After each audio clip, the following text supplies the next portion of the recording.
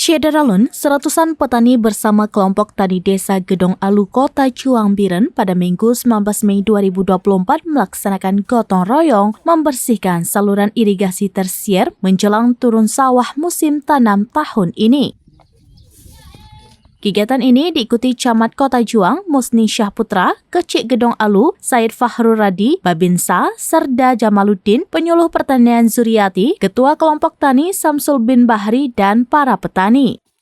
Camat Kota Juang, Musni Syahputra mengatakan, luas areal sawah di Gedong Alu sekitar 31,79 hektar. Kegiatan gotong royong sudah menjadi tradisi secara turun-temurun sebelum turun sawah setiap tahunnya. Petani di Gedong Alur terlebih dahulu menggelar kandurilang atau kenduri turun ke sawah untuk kegiatan kenduri disertai doa bersama sudah digelar pada Sabtu 18 Mei 2024 di sawah dekat dengan kantor Kecik. Gotong royong untuk membersihkan saluran irigasi tersier agar suplai air ke persawahan nantinya diharapkan berjalan lancar. Pengolahan sawah dimulai pada tanggal 25 Mei 2024.